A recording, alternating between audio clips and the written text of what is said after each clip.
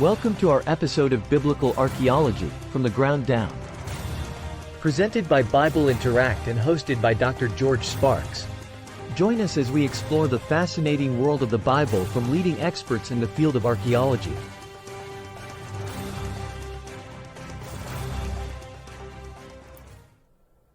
Hello everyone, I'm Dr. David Graves, an experienced biblical archaeologist and CEO of Electronic Christian Media.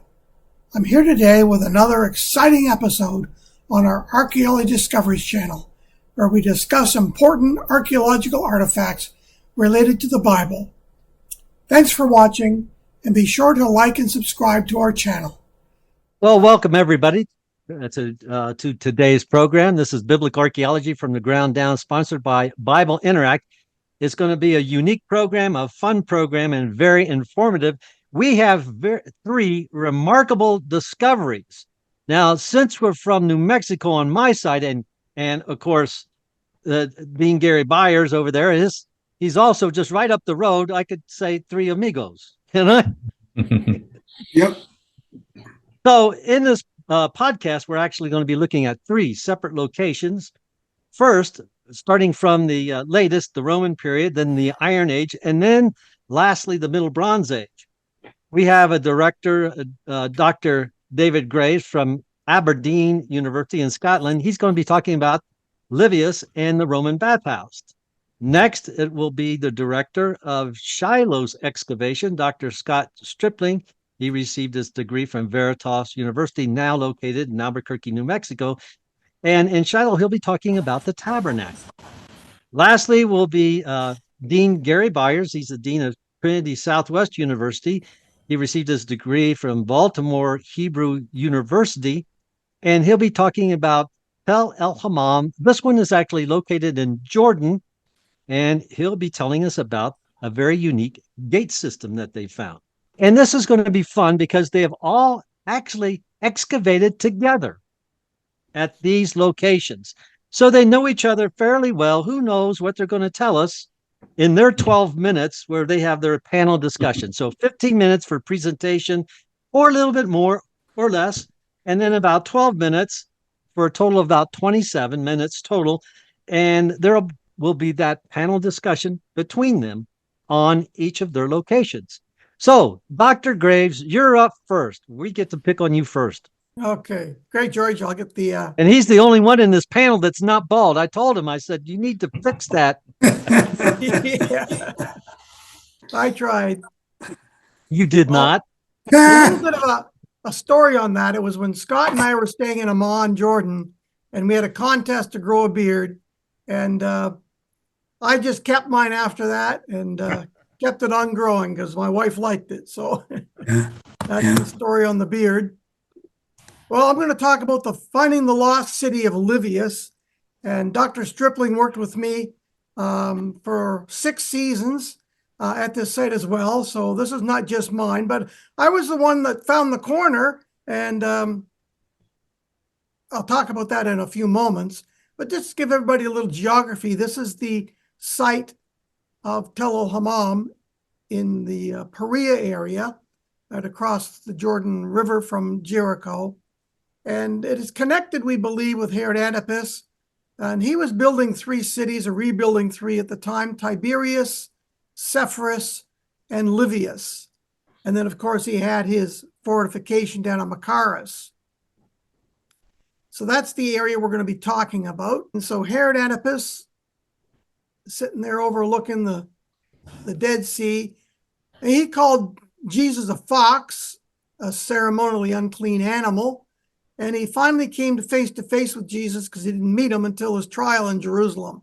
So that places everything down in the south end of the around the Dead Sea area. There is Machaerus, where John the Baptist was imprisoned and put to death by Herod Antipas. So that kind of gives us the historical context of this location. There's Tall El-Hammam. We're all very familiar with it. All 3 of us dug there for many, many seasons. 6 for Scott, 10 for 15 or so. Yep. So we know that spot quite well.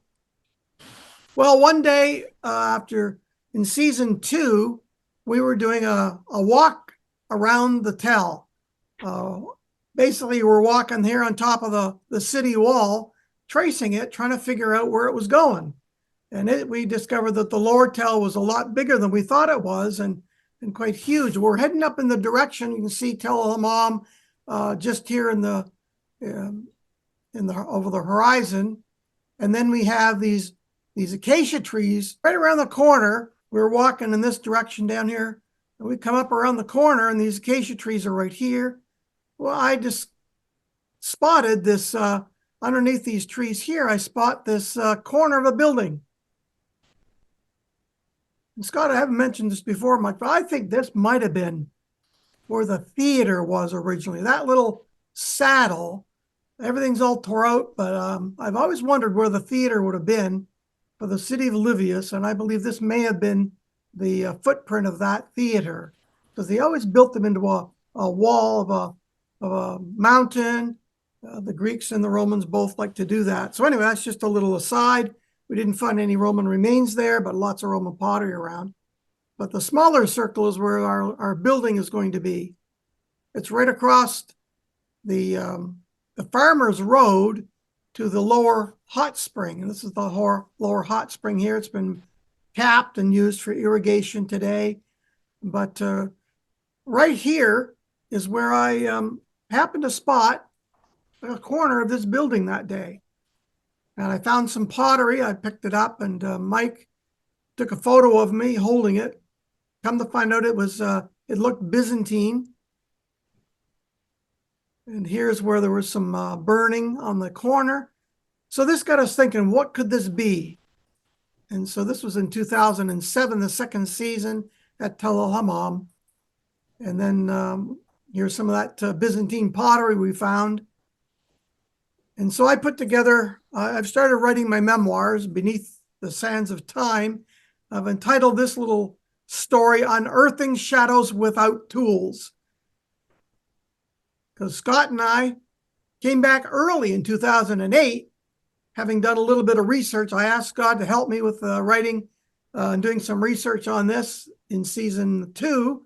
So we go home back to he goes to Texas and I go to Canada, and we start doing our research, and come to find out we think it might be Livias.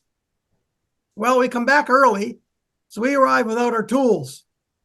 I've got my little toolkit, but all the rest of them are at the hotel. They're still in the basement. We hadn't been able to get to them. So we start to do a little bit of digging with what I had, my trowel and a little brush. And here's the floor in that corner. We wondered, we could see a little bit of plaster. We start clarifying it. And here I am brushing. We call it heavy brushing, because we didn't have any permits. The crew hadn't arrived with all the tools. And we started to work away on this. Scott, you took the photograph. That's you and behind the camera. And here we had cleaned up a bit of it. This is in season 3.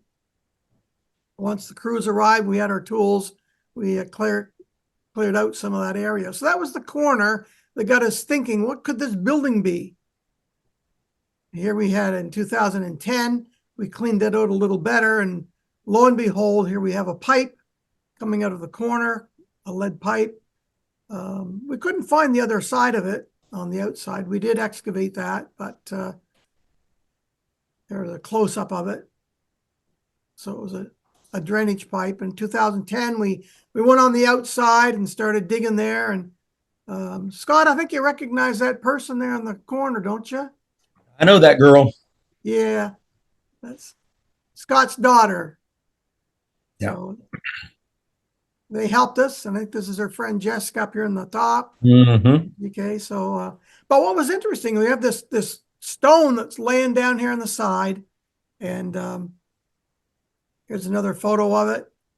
It was the cornerstone. It had been tipped over, so we decided to do a little bit of restoration because we wanted to see how deep that corner was going to be.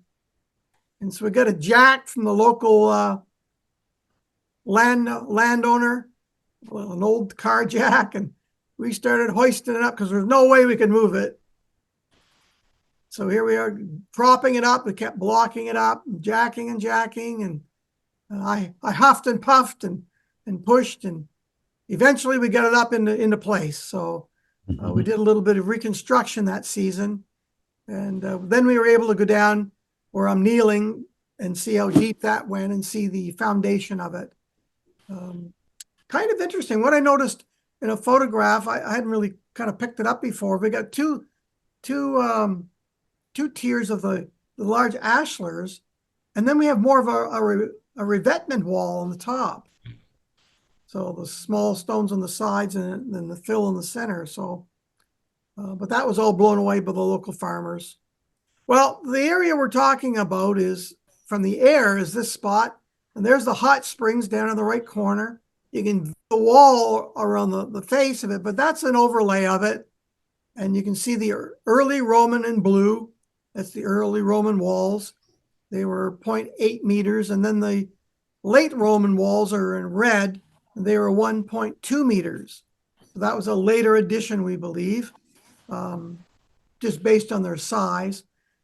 It's too bad we weren't able to get all of this area in here excavated and trace those walls, but we just didn't have time in the 10 years we excavated there. But so we found that it was right across the little farmer's road from that pipe. And there's the corner I was talking about that I saw the second season in the corner. And there we started to go through those walls. And we found that corner after we went through the acacia trees, tracing the wall. And then down here, the eastern corner. John Young was the one that actually found that corner. And then we marked an X doing our calculations. And sure enough, we found the other corners. We have all four corners. I remember Scott and I talking to each other saying, when is this building ever going to end? Where are we going to find the corners? It just kept going and going, 40 meters by 35 meters. And so we marked the X, and here's Daniel doing the photography of it, filming it. And we started to dig, and sure enough, we found the corner. And there's the square for that season. It's kind of interesting. It was called 19X on our grid because X marked the spot. Mm-hmm. Now there's another layer, all the different layers. What's also interesting is that the old earlier city walls, early bronze and middle bronze, the rampart ran underneath. So the Romans, they just built on top of the old wall because they had a good sturdy foundation there. And then we determined that it was a bath complex. Lane Rittmeyer has done a redrawing of it for us. There's some of the exposed walls. This was in 2009, I believe. There was a close-up of it. So we found some whole oil lamps. They were pretty cool. And then we were able to completely excavate the early Roman bath. Now, it was also used in the Byzantine and Islamic period.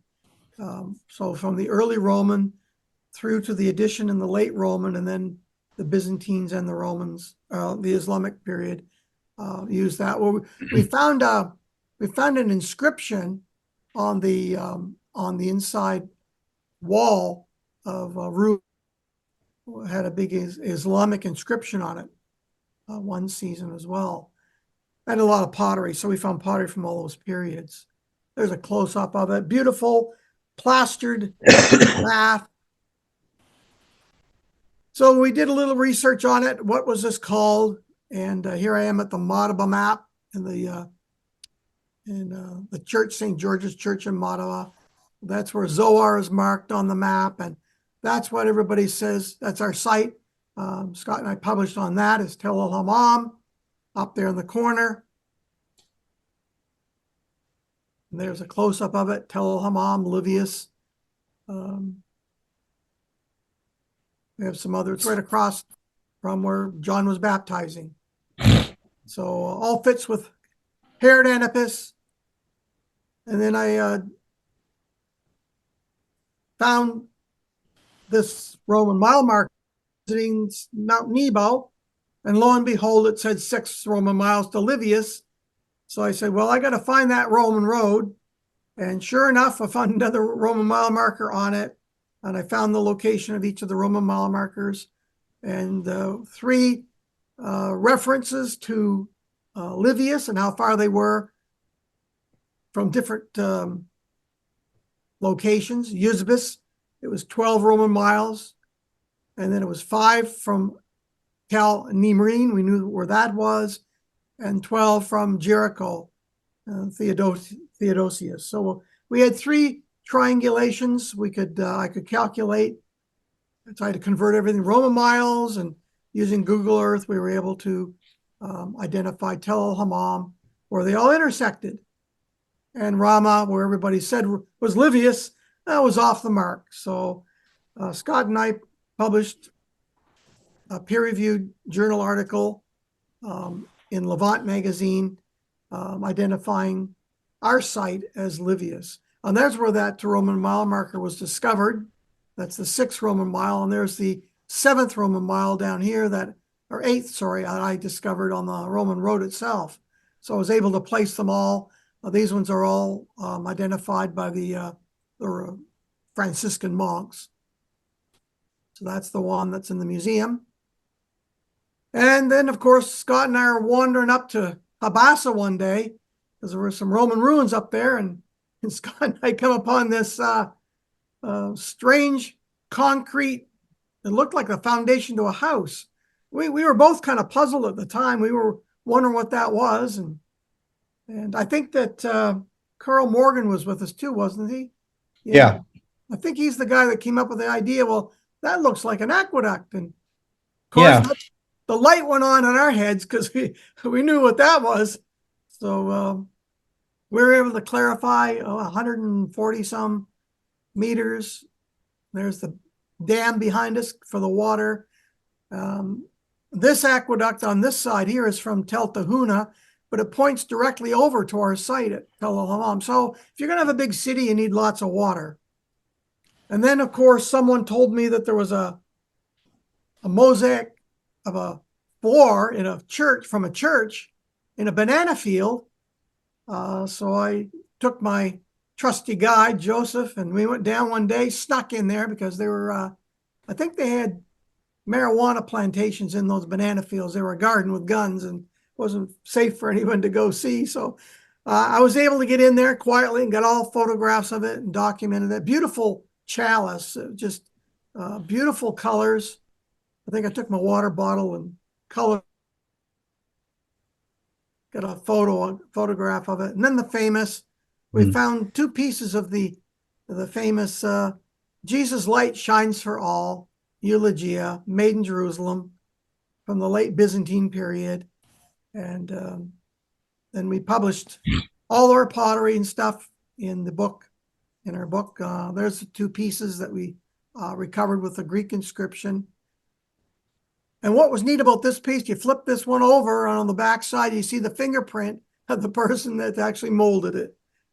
So it's amazing to get to see evidence of the person who created this originally. And there's the book that we published all the pottery in, preliminary report. Scott and I and Gary helped edit it along with Steve. And there's our journal article that we did, Scott and I, in the Levant. We got 65 plates of pottery went through on that. So that's kind of the history of Livias at Tall El-Hammam from the Roman, Byzantine, and Islamic periods. And I want to thank you folks for helping, being such a integral part of my contribution to archaeology. So yeah, we got time for discussion, and it's time to pick on you, which everybody's going to enjoy. Yeah, the end. The end. So David and Scott, this really was a valuable find as part of the Tall El-Hammam excavation over the years. Really was an important thing to be seen. Just say a word about Livias. Some of our listeners may not really understand what Livias is all about. Okay. Well, Livias was a city that Herod Antipas was, some say, capital, probably more of an administrative center. And it was located down here in Perea. Historically, at the time, Herod was rebuilding Sepphoris, his capital, up in Galilee. So we theorize he was probably living down here at Livias at the time that he encounters John the Baptist and Jesus down there in the southern part of Perea. And this was probably his personal bath house. It was the bathroom that we saw there was too small for it to be public. So it was likely private. We found some really interesting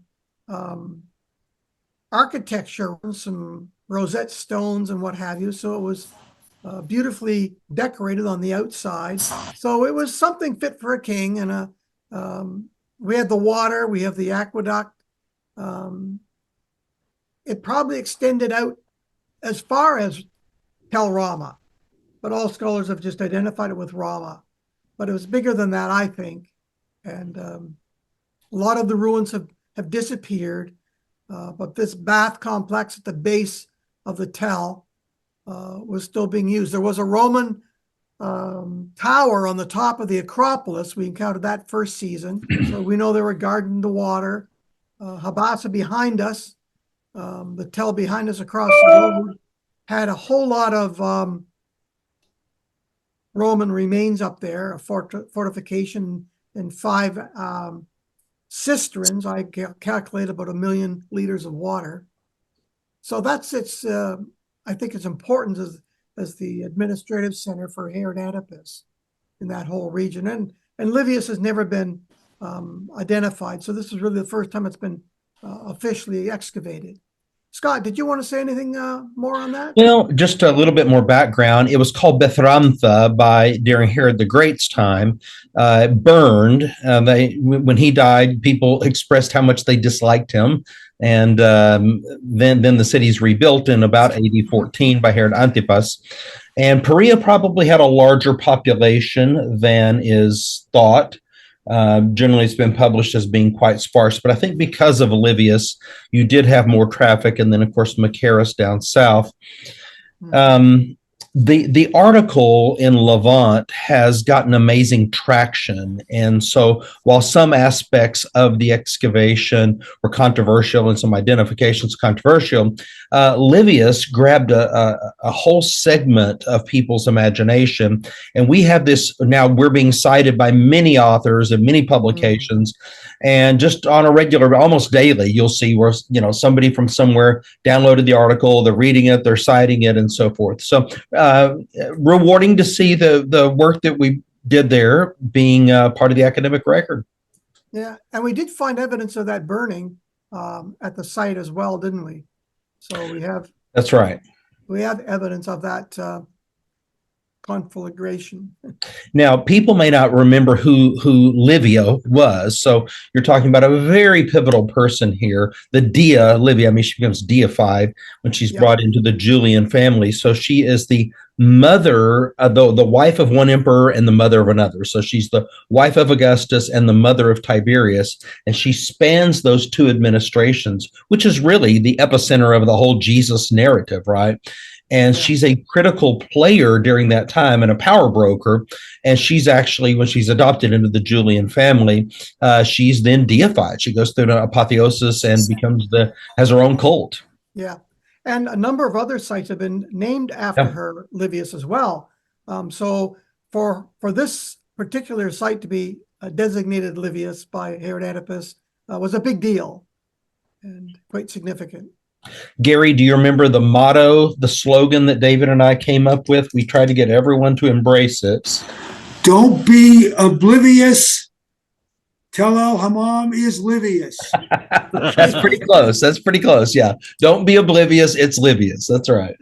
Yeah, we never did get those T-shirts, but still waiting on those T-shirts. Memorialized in that phrase. So, so quite historic, we think, for research. And you're right. I noticed that as Academia EDU, a lot of download, a lot of citing of the article. So it's it's satisfying now after all these years to know that you've made a contribution to the scholastic endeavors, and maybe somebody will come along in the future and find the rest of those walls in that bath complex, because it intrigues me. We never found the entrance. It's probably under those acacia trees somewhere. Yeah. So we trenched. It took us 11 days to trench the top of these walls because of the acacia trees and the roots, and really just David and me. And so we're working like slaves on this project.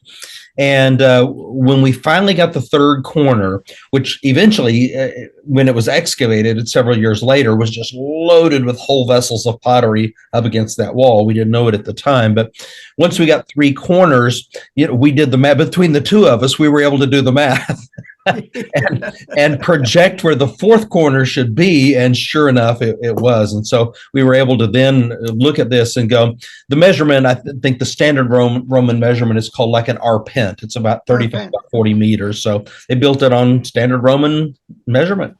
Yeah.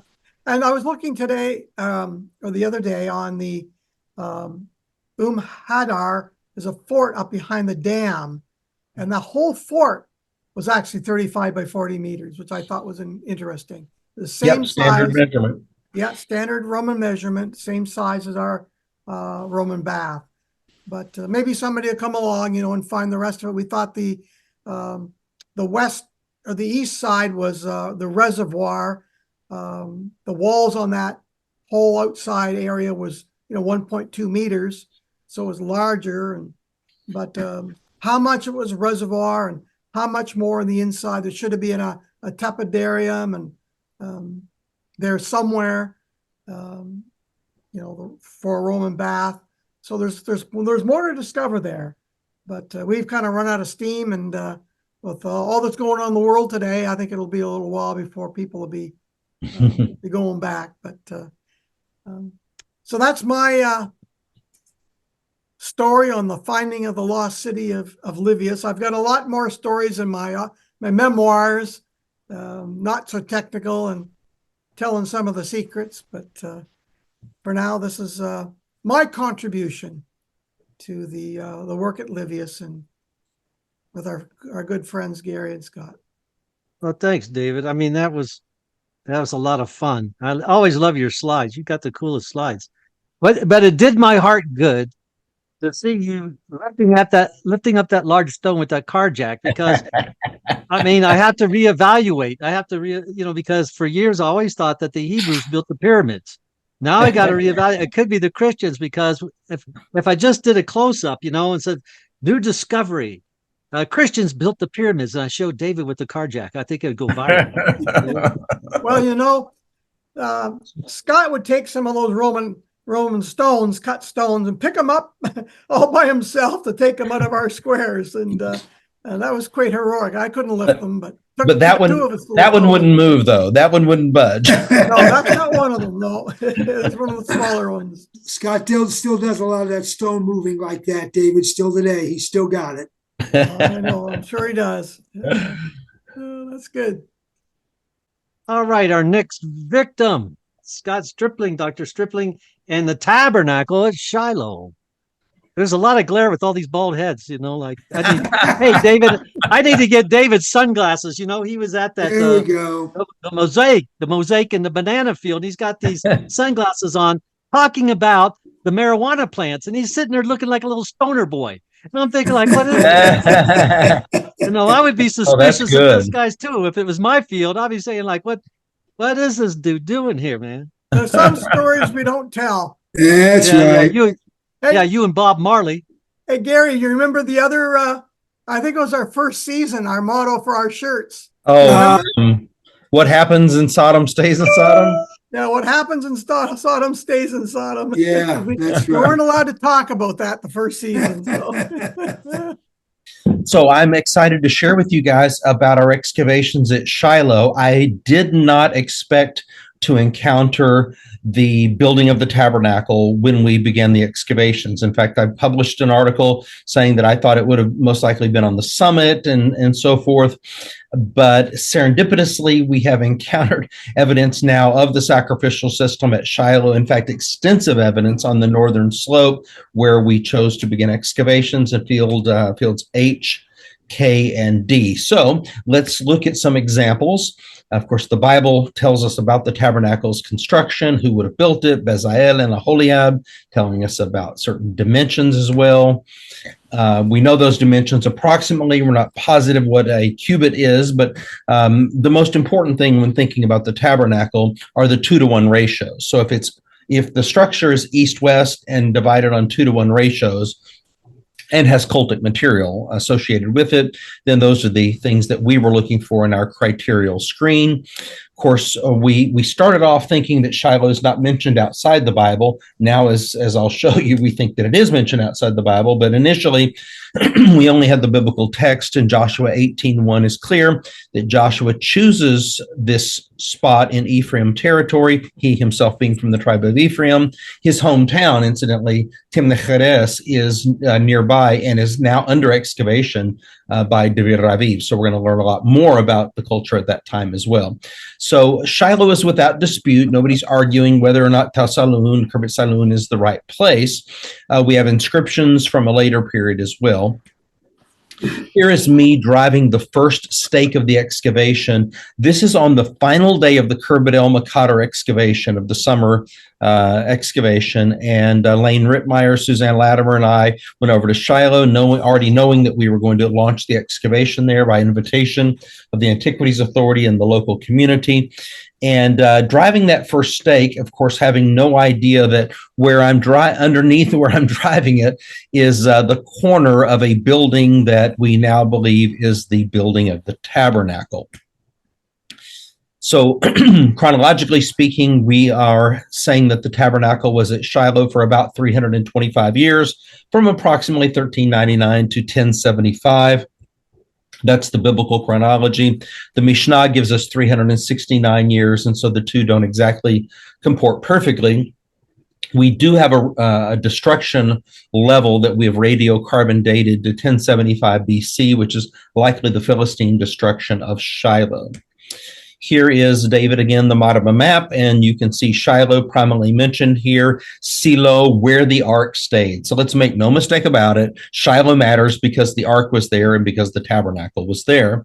Here's what our excavations look like after 5 seasons. You get this massive, and David, you wouldn't even recognize it since you've dug at the site with us, but you have this maze of walls from different time periods. And of course, we find this a lot of fun to try to figure out which walls from which period and the foundation trenches and how we date them and so forth. But this is how it's all unfolding for us. And interestingly, most people aren't aware that the Bible itself suggests that there was a permanent structure built at Shiloh during the tabernacle period. In 1 Samuel 3, the language changes from temporary to permanent, from the curtains of the tabernacle to the walls of the tabernacle, to the door of the tabernacle. And it even calls it the temple of the Lord and the house of the Lord, Bayit, and so forth. In the Mishnah, we have 2 references, the Zebayim and the Seder Olam, which both say that a permanent structure was built at Shiloh. So when you go back and look at older commentaries, you'll see, they'll bring up the point that in the Hebrew, it's very clear that there was a permanent building that was built there. But then you take the Mishnaic references. Can we find evidence of that archaeologically was the big question. Of course, you can see in 1 Samuel 3 the references to the temple of the Lord, the doors of the Lord, the house of the Lord, indicating permanency. And here's what the Zebayim says, that there was a house of stone with a tent over the top. So it's a quasi-tabernacle tent, if you will, stone walls, tent over the top. And then in the Seder Olam 8, you have the same thing, stone walls with tapestries over the top. Here is one artist's rendition of what that might have looked like. Walls, and our walls are preserved at some points up to 3 meters in height. And this is from LB2 Iron Age 1. And so there is just nothing in all of Israel from this time period of that size and of that level of preservation. We're just really pleased and really shocked at what we have. The building sits east-west, and we are also finding evidence that is cultic in nature. You can see 8 items that I'll just very, very quickly show you, and then we can talk about. The monumental building, this is the footprint of it. It took us several seasons to excavate through the later levels to get down to this building. But we began to see east-west walls, and then perpendicular walls emerged. And eventually we took the dimensions of the tabernacle and superimposed them. It spans this path of our areas H and K. It's on both sides. And due east of that, perfectly due east of that, about 60 meters at the most, maybe 45, 50 meters, is a favisa, which is important to the identification as well. Now, here's a church that you guys should recognize from Khirbet el-Maqater. We excavated this church over a number of seasons, and then I published this in volume 2, final publication. We took the dimensions of the tabernacle from what we had in the Bible and at Shiloh, superimposed them on this Byzantine church, and lo and behold, it was a perfect fit. Now, isn't that interesting? I mean, we just simply did not realize that early Christians were architecturally identifying themselves with the Mishkan, with the tabernacle. There's a logic to it. Both Peter and Paul write about we are the temple of God, we're living stones, but this is just something I didn't know, and that's one of the great things about archaeology is we get to learn new things every day. And then when we forget them, we learn them again. Of course, here's what our cross sections look like. It's all about, as an archaeologist, how each locus identifies to a stratum.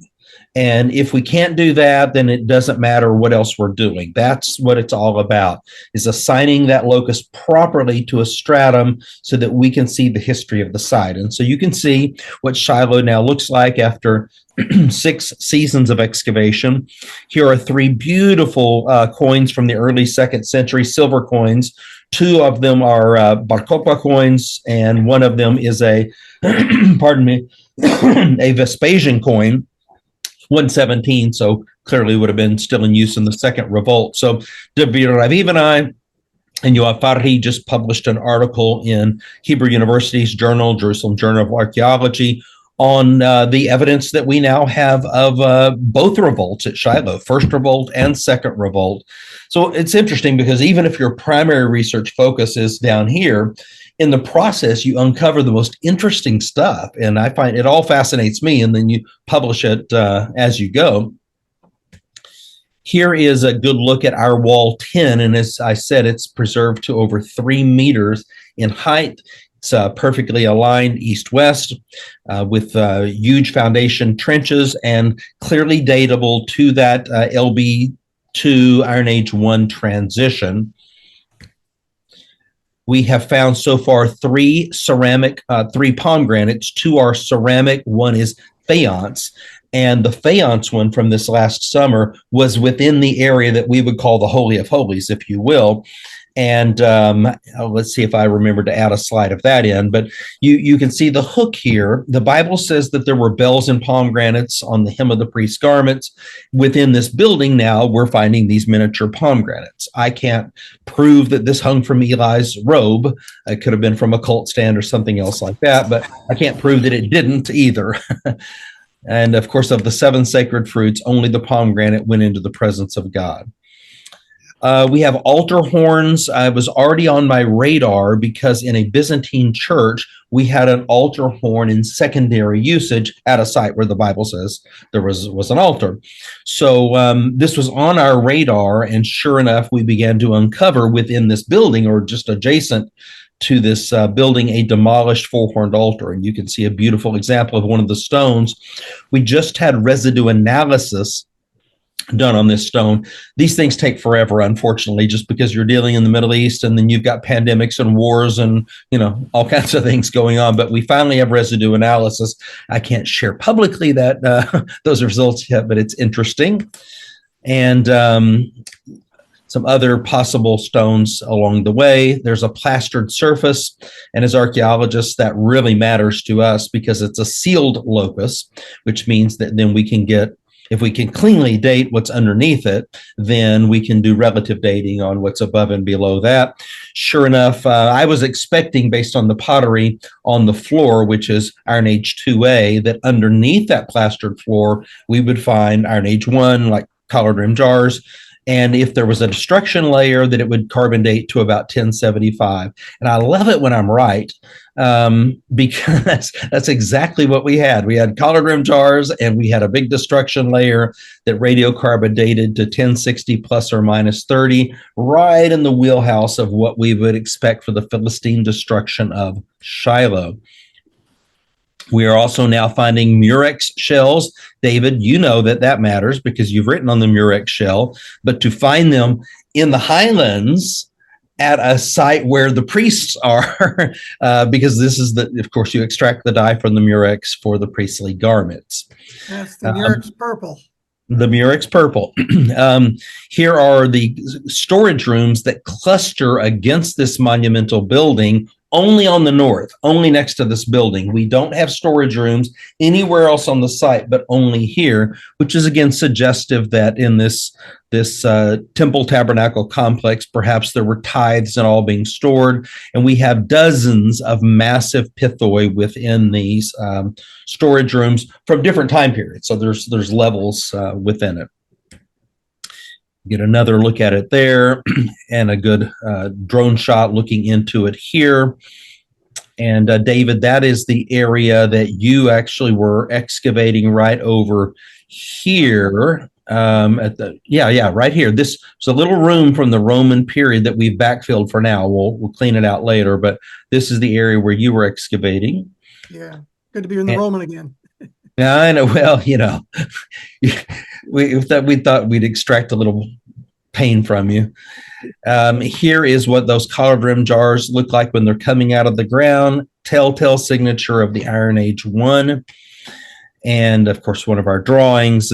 This looks very much like what you would see at Jericho, for example. You have a glacis, you have a 5 meter wide fortification wall, and then a mud brick superstructure that has collapsed both ways, incidentally. So we have about 2 meters of red mud brick. It's sloped on the glacis because the glacis is sloped. And then on the inside, all the squares have about 2 meters of thick mud brick, which gives us separation. That's our stratum 6. We have a section of glacis that is gorgeous. In fact, I named her Gladys the Gorgeous Glacis. And when we're finished, we're removing a modern terrace this year. And for the first time, really better than, besides Ashkelon, which is a stone glacis, you will be able to see for the first time in Israel, and you'll see it there at Shiloh, this massive section of glacis at a 35-degree angle with the big fortification system. We're conserving as we go, everything. And so when we're finished in 4 years, tourists will literally be able to either from the path or to actually walk through these buildings in these storage rooms. And it's going to be really something to behold. Here I am giving a media interview. This is BBC. In a normal year, almost every day we have media on the site. And that's so different, of course, from Khirbet el-Makadar. Well, nobody could find out how to get there in the first place. And from other sites, there's just simply a lot of interest because the stakes are high. Do we have a reliable biblical text? Does the archaeology comport with the text and things like that? So there's a lot of interest in what's happening at Shiloh. I'm presenting in about 10 days. My flight was canceled this morning to Israel. I'm supposed to be there on the 28th, I think it is, to speak at a conference on the Favisa, which is what I'm going to show you now very, very briefly is what I'll be presenting on there. So now I'm scrambling to get another flight, probably going to have to fly through Oman and cross over. So Favisa is a sacred deposit, and here's our area D Favisa that Bar Ilan University in the 1980s did 4 seasons at Shiloh, and they first uncovered this left the balks, and fortunately, with the technology being so much better today, we have been able to recover more from the balks than they did from their actual excavation. Plus, we found some areas that they missed as well. So very exciting. There were silos cut into it in the Iron Age 2A, but those weren't part of the original Favisa. We have about 20,000 animal bones that have come from this Favisa, clean, kosher bones, disproportionately right-sided bones. And we have our zoo arc on staff, Professor Dr. Haskell Greenfield, analyzing each one of these bones. The pottery is beautiful LB2 pottery, and you can just see those interior bichrome concentric circles and these telltale signs of LB pottery. We have a restorationist who is working on putting all these vessels back together. They're mendable for the most part, which is not what you find in the rest of the site, indicating that maybe they were libations. Lots of chalices, lots of goblets, the types of things you would expect to find in a Favisa. But here's where it gets really interesting. Okay, yes, Scott. Yes. Just for our listeners, could you maybe explain what a Favisa is? Because they may not know. It's a sacred deposit. It's different from the city garbage dump. We love the garbage dump, don't get me wrong. We can talk trash with the best of them. But this isn't just regular garbage. This is sacred garbage. It's the refuse from the tabernacle, from the sacrificial system. Or if it's a pagan temple, it would just be the remains of whatever the sacrificial system would have been. Good. All right, so, and we do actually have stratigraphy within it. So Finkelstein theorized that it was all deposited there at one time, Canaanite sacrifices that have been scraped off the summit and then dumped over here. But now we, of course, can see the stratigraphy within it and the different time periods of pottery and all. So this, when we started finding gold, then it really got our attention. Bar Ilan had found one gold piece, a pendant, but of course they weren't even sifting all of it, certainly not wet sifting. As you know, we wet sift everything. And so we began to find sheet gold, stars, pendants, and so forth. So here's an example of what that would look like. And just credit to our team. Of course, we're metal detecting to alert us if there's something like that there. So we're extra careful. And then we're sifting, and then we're dry sifting and wet sifting. We now have 7 pieces. And let me just tell you, we found one a few months ago that is a human face on it. And that will one day be on the cover of a volume of final publication at Shiloh. And so this human face is just shocking. We have a peer-reviewed article several coming out in the next couple of months in Judea Samaria Research Studies, and one will include these gold pieces. So folks should keep their eyes out for that. Gary's going to talk about gates, and I think he's even going to touch on the Shiloh gate, so I won't say much here for the sake of time, but we have uncovered the gate, likely the one mentioned in the Bible. These pillars are very interesting. We have in situ paving in this gate from this last summer. In situ paving, geometric paving, which has never even been thought of in the Bronze Age. And so we think of geometric paving in the late Second Temple period. So hundreds of these pavers out of context, and then several dozen still in situ. So just really phenomenal. If we have the gate mentioned in the Bible, and we have the building of the Mishkan and the Favisa, boy, that's the trifecta. You know, that's in our wildest dreams what we had hoped that we would have. There's another look at that gate area. This last summer, we put a beam into the niche in the wall, and sure enough, it goes right across the top of the pillars. So apparently they're preserved to their original height. There's another look. And here's an idea of how we think the gate complex shapes up. And this is really interesting. If you go to the Near East Archaeological Society this year, you can hear my presentation, 40-minute presentation on this, Elamarna 288, and why we now believe strongly that it mentions biblical Shiloh. And unfortunately, I don't have time to get into it today, but it's a really interesting synchronism with the biblical text, the Amarna tablets, and the archaeological data. It's a whole other episode.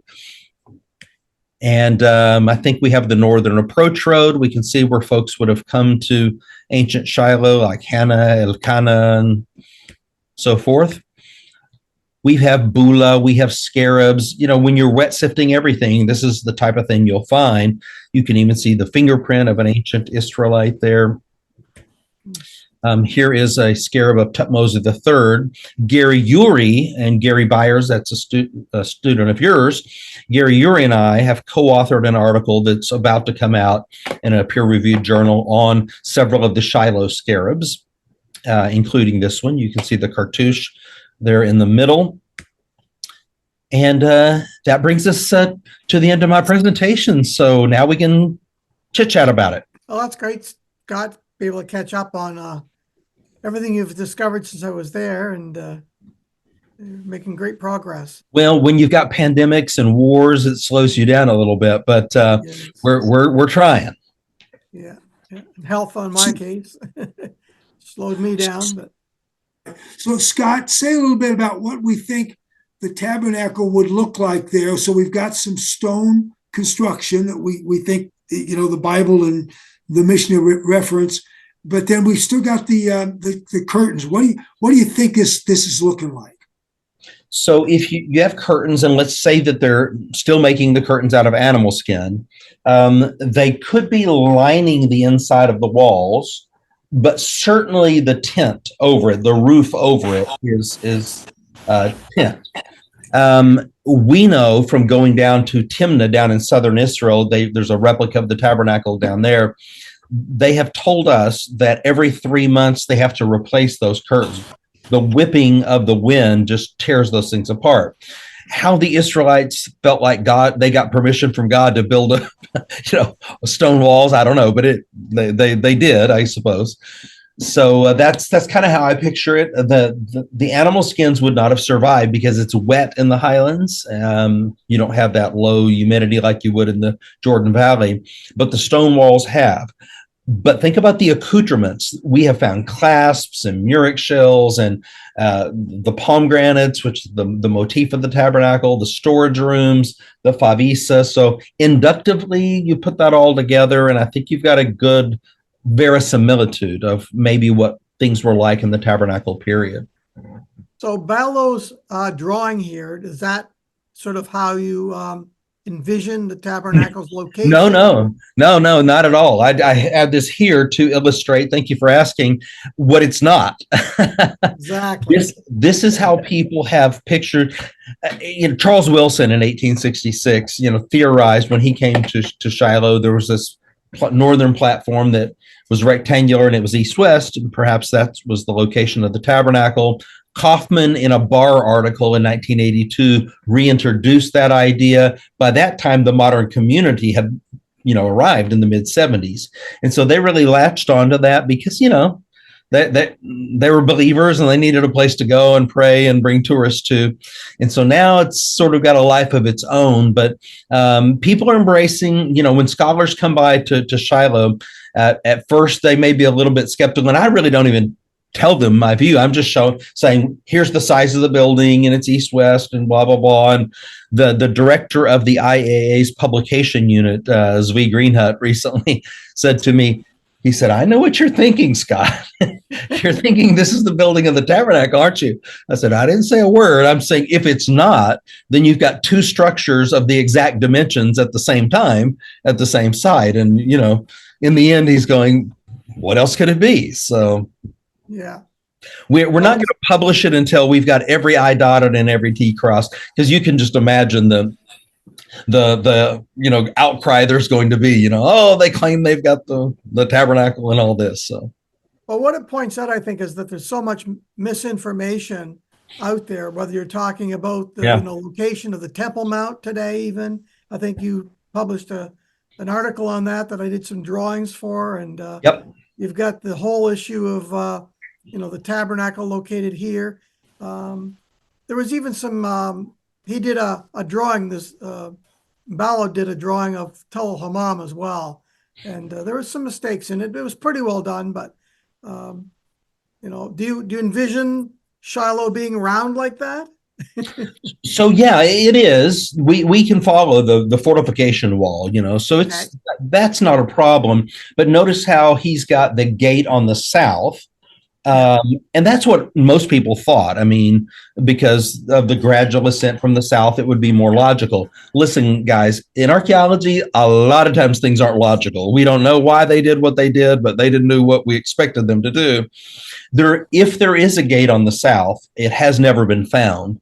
And now we know that there's not just a postern gate, like he's showing a little postern gate there.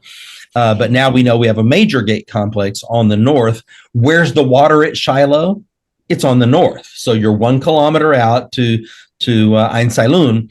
So that's why I always thought, and I know Gary remembers, and David, you may even remember me beating this drum, like if the water's on the north, they're not going to carry water all the way around the site every day. There's got to be a gate on the north. I was thinking a postern gate, but it turns out there's a monumental gate.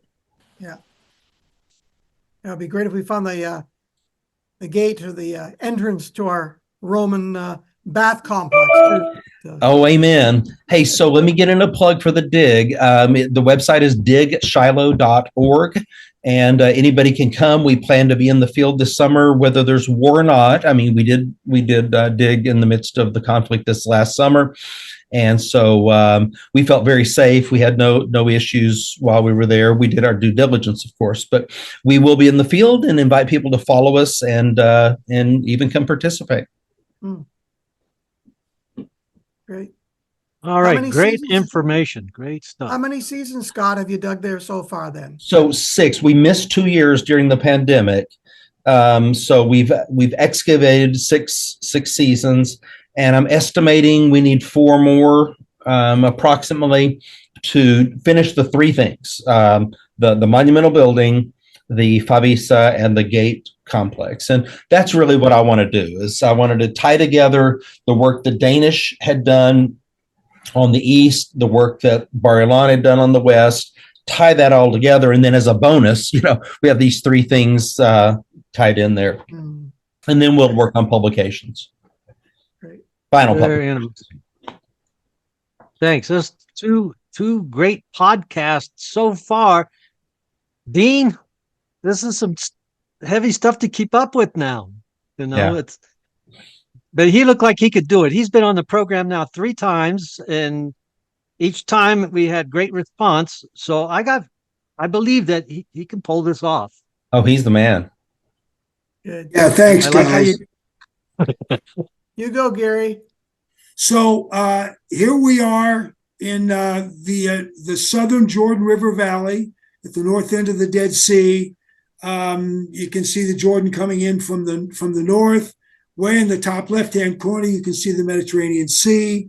And we got that circle in the middle. And to the right side of the circle, that's on the east side, that'd be the country of Jordan. On the left side of the river and the Dead Sea would be Israel, Palestine. So on the right side, there's that little blue scratch in there. That's the Kafraim Dam, and that's always the signal for us where we can find the site where we'll be talking about, Tall El-Hammam. Now, David was about 50 to 60 yards away from where I'm going to be talking when he was talking about the bathhouse at Tall El-Hammam.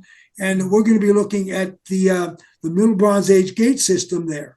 So here's the city, Tall El-Hammam, 62 acres. We believe we've got 62 acres that was all surrounded by a Bronze Age city wall, 5 to 6 meters thick. And then there was after that, a Middle Bronze Age city wall, about 4 meters thick, but that was on the top of a ramparted system that extended some 40 yards to the outside. So it was quite a formidable system. So you can see I've labeled the upper tall. That's one of the Arabic words for a tell. In Hebrew, it's T-E-L. In Arabic, it's T-E-L-L. But in Jordan, they usually use tall, T-A-L-L. So we've got the upper tall on the right, and that stands about about 200 feet above the plain, and then the lower Tall on the left, and that's just a little over 100 feet above the local plain. And in the middle, David showed us. See if can you see my Yep. my cursor? So David had us right in this area here, and you can actually see the excavation area where I'm going to take us right in that area. It's the lower Tall, and we call that area A. So we're going to be an LA for the rest of our time. So this is, well, this is sort of an overview again, sorry. So we've got the upper Tall here, and even the Acropolis part in this area. So this is the upper city, and then the lower city with some 62 acres, we think completely surrounded. We found it in a number of places, but we assume it was all the way around. And by the way, David and Scott, this West Tower, there was a Bronze Age tower there, but there was a Roman tower here as well. That's right. Roman tower here, as well as, David, you pointed out there was one up here. And here's our Roman bathhouse complex. David and Scott excavated. David talked about, and I'm going to be over here in this area where the domestic area is, which was my area of focus, and then the main gate, which is what we're going to talk about today. And this is that area, LA. So one more big picture. So this is Lane Rittmeyer, who was the architect for our Kibbutz el-Makada excavation, the architect for our Shiloh excavation, and was the architect for our Tall El-Hammam excavation. And so David's Roman bathhouse is not here yet because this is the Middle Bronze Age, but that's going to be in this area over here. I've got us in this area of the gate, and then the domestic area that we excavated. So this is LA. This is where we're going to be. I'll just note to you that we have a not necessarily a perennial water system, but we've got the Wadi Kafrayan coming down from the mountains on the east, going this way and going all the way to the Jericho River. Then we've got the Wadi Rauda coming down this way and going also to these two combine over here and go down to the Jordan River. We had a bunch of hot springs. David noted them, and of course you need hot springs for your Roman bath. And so there's a lot of water sources here that enable you to have a very large city from the early Bronze right up into that Roman period that David and Scott were talking about. And so we're going to be down by this massive city gate. This is, as it says in the bottom left, this is the Middle Bronze Age city at Tall El-Hammam. So and it's Gary, a close that area. And Gary, we identified 5 different hot springs around Tall El-Hammam, or I did around. So they're all basically surrounded with water sources as well as the wadi. It really was. And there were some hot water, and then there were even some cold water springs around that area. Yeah. So here's the domestic area. This was my particular focus, but right next door we wound up finding this gate complex, and that's going to be what I'm going to talk about today, in particular in area LA, lower city, lower Tall, area A. So we are excavating. So to the right would be where my domestic area was, and we got to this area, and we found what was really quite exciting. We've got the city wall coming through here. There's clearly a break right here, city wall coming through here, and then you catch it over here, and it's going to go all the way around surrounding my domestic area. But here we've got the city wall. This was the Middle Bronze Age city wall, and there clearly was a gate entrance where that person is standing right there. There was clearly a gate entrance coming through there. There's another entrance right here that represents a gate tower that we'll see in a little bit. And we also had one over on this side as well. We were not allowed to go further to the left here because the government was not allowing us to cut down any trees, even though this was scrub brush and should have been removed, just as in David and Scott's area of the bathhouse. We did manage to move a few, I will admit, but we kept almost everything intact. We didn't want to get in trouble. We didn't want to screw things up. So we find the gateway to the Middle Bronze Age city. Ding, ding, ding, big deal. But when we started to, so we know what Middle Bronze Age gates look like. And so when we began to excavate, we knew what we could expect inside here. And there would be a square or rectangular structure with piers coming all the way through it. And you'd have a straight entranceway coming into the city. And instead of finding what we were looking for, what we found was a bunch of very large stones on similar levels. And as archaeologists, we look at these and we say, well, almost for sure, these large stones sitting in these places, generally quite sitting flat and flat on top, they probably represent some sort of a column or pillar base where there would be a wooden or a stone pillar on top. So this was not at all what we wanted. Very excited about finding this gate, and then it wasn't exciting anymore. Well, this is what Middle Bronze Age city gates look like. The arrow says this is outside the city, and then your gate is going straight through. And these gates are labeled 6-pier gates because here's a set of piers, 2, 4, 6. And this is coming into the city. 2, 4, 6, they're all that same way. And notice these little circles here, they represent gate door socket stones. So these, interestingly enough, these gates had doorways on the outside, which of course you'd expect, but then on the inside, and it's on the inside in such a way that it's keeping the people from inside the city from getting into the gate, just like it would keep people from the outside of the city getting into the gate.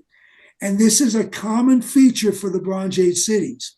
And apparently, the rulers recognized they not only had trouble from people on the outside, but they needed to be prepared for trouble from their own people, even on the inside. And so you could close off these city gates to their own little kind of fortification.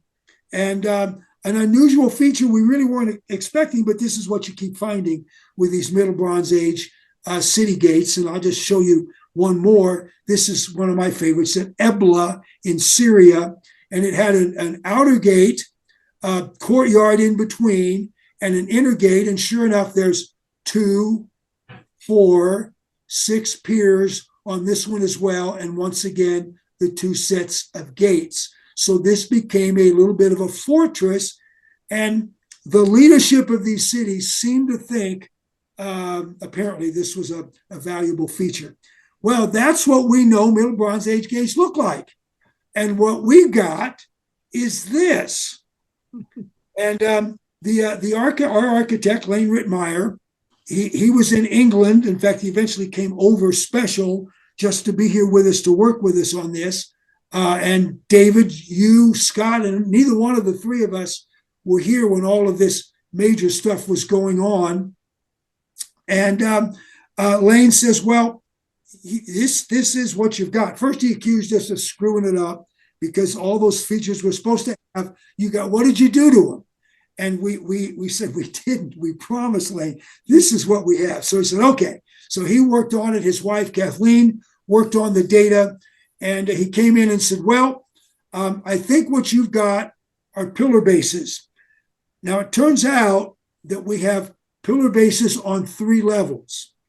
And this Middle Bronze Gateway is built over an intermediate Bronze Gateway, which is built over an early Bronze Gateway. And so we actually had pillars on 3 different levels for each one of those different gate systems. Wow. So that was, we're talking about maybe 1,000 years of this kind of gate system at Tall El-Hammam. We Well, we weren't expecting it, and we didn't like it, but it is what we had, so we had to deal with it.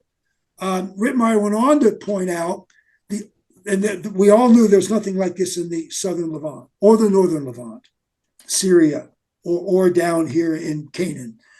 He said the only place that has something similar to a gateway like this was not a city gate, because they didn't have city gates in Crete, but the palace gates, the palatial buildings in Crete, did have inside the gateway into these palatial buildings, which there would have been a doorway, a double door set here somewhere in a palace, and then inside they would have a series of stone pillar bases where they had wooden pillars on top.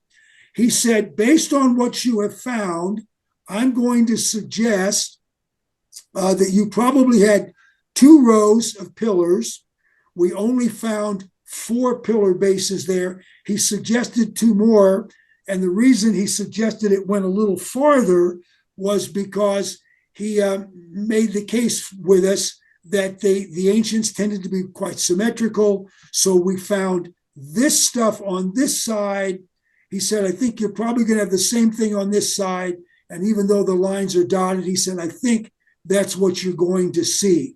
So on the basis of that, we've made the assumption that this is what our gate probably looked like.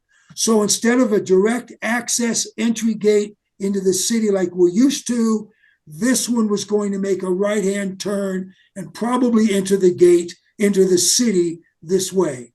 So we've got the gate passageway through the 4-meter wall. Then we've got a gatehouse inside that 4-meter wall with 2 rows of pillars, probably leading to the passageway going like this, a right-hand turn out into the city. And I'll just note that Collins said, Lane, there's a pillar base right inside the entrance of the gate. That's just stupid. You'd run right into it. And Rittmeyer said, well, you're right. That doesn't make sense. But they had the very same feature in those Aegean palace gateways there on Crete. So we said, okay, that's reasonable, the only reasonable answer we had. So we went with what that might be like. So we some of these were some of these were stones from the earlier gateways, but this gives us a sense of, here's the gate entranceway. These are the pillars. This would be the complete gatehouse. We've got it to here, and then we've completely lost it. We excavated, but just nothing there. A tower right off with an entranceway right flanking the gate to the north. A tower with an entranceway flanking the gate to the south.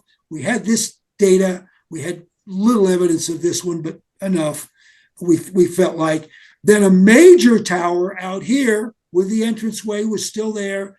We assumed another major tower out here, making this symmetrical like the ancients tended to do. Can't prove it, but we think that's probably the way it went. That was Rittmeyer's suggestion, and we thought that was appropriate. So there's a look at our gatehouse inside the gate. And Rittmeyer pointed out that in Crete, they would have the top of these pillars would create a light well, so you could get light inside this space. And this is about 2.5, 3 meters by 3 meters, something like this. A light well that went all the way to the roof, to the top, so you could have light down inside this space. That was his recommendation, that we probably had at least one light well coming through. So this is a look at the reconstructed gate that Meyer suggested. On the south side, we had the evidence. We had the stones, and we had mud brick, 1 or 2 layers here. We had the stones here. We had a little bit of the mud brick here. We had the stones and the mud brick here, but we lose it completely. This is what we've reconstructed, probably the case. The gateway through, and then unfortunately Lane forgot to put the light well on the top of this one. I'll have to tell him he needs to fix that. But other than that, this is what we have proposed that this Middle Bronze Age gate looked like at Tall El-Hammam. This is what, if that's what it looked like, this is what we think the interior was like. Now, the reason we think these towers went so high is because the walls were so thick. We found the evidence. The evidence was on the ground. We had these thick walls. So the thick walls meant you could go higher.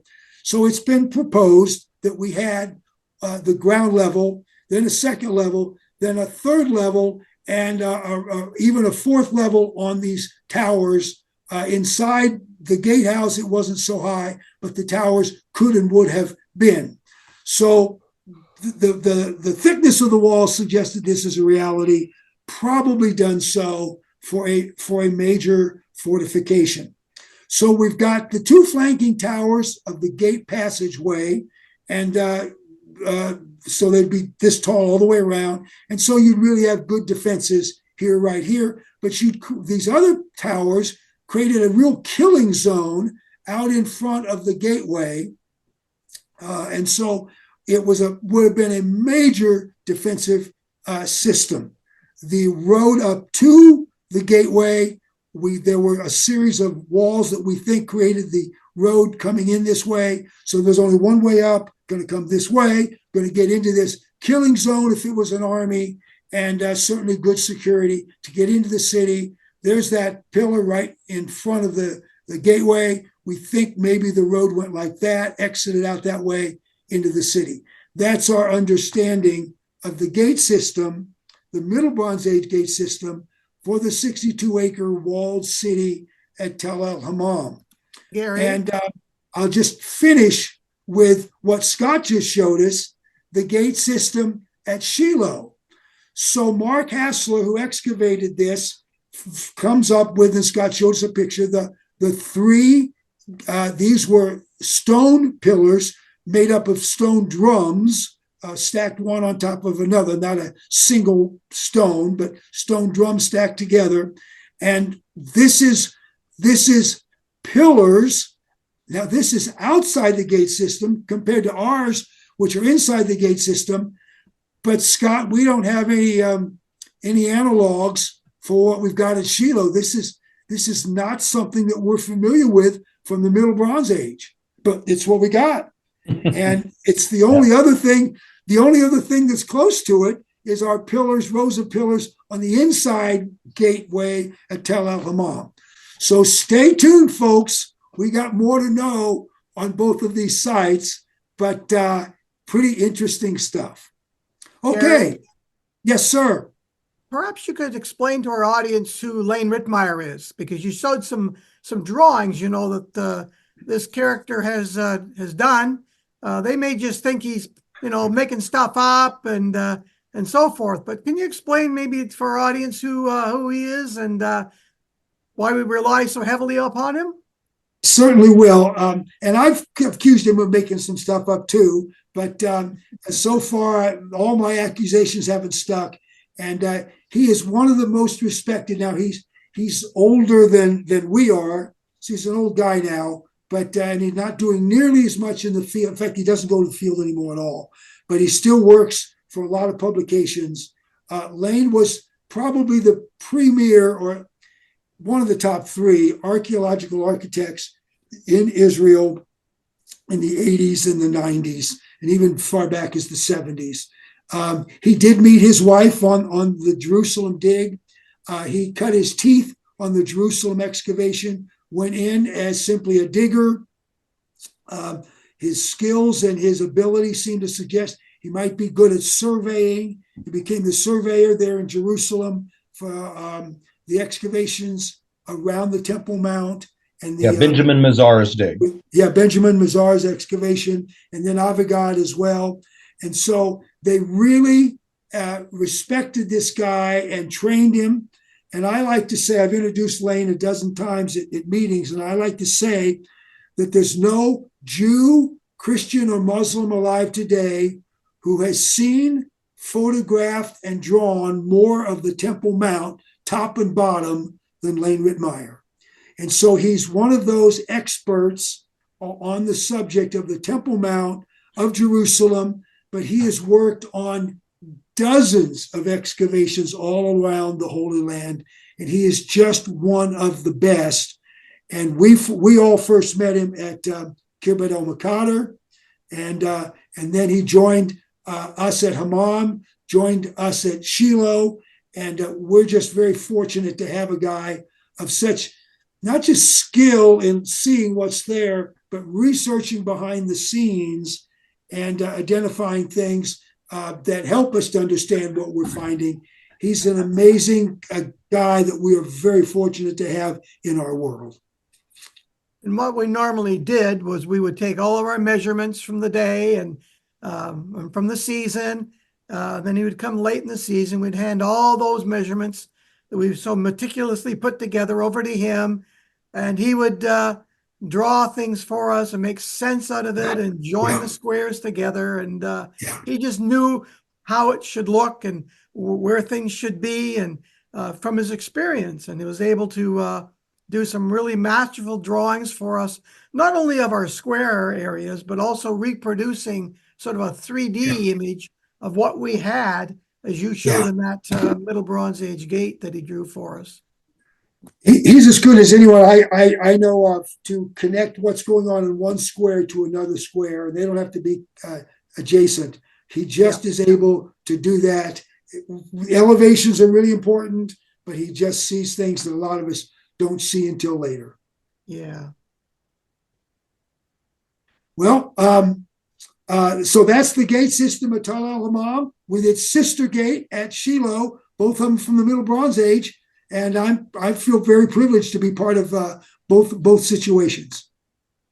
And what was really neat is we were working from the Roman area, only a stone's throw away from you when you're working in the domestic area and and that monumental gate complex. So it's quite something. The dig is so large there at Hammam that you could have one period right beside another period and be thousands of years apart.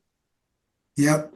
And I was thinking, Scott, this morning, I remember you dug in the middle of the lower city, and I'm not sure why we put you there, but you I know why.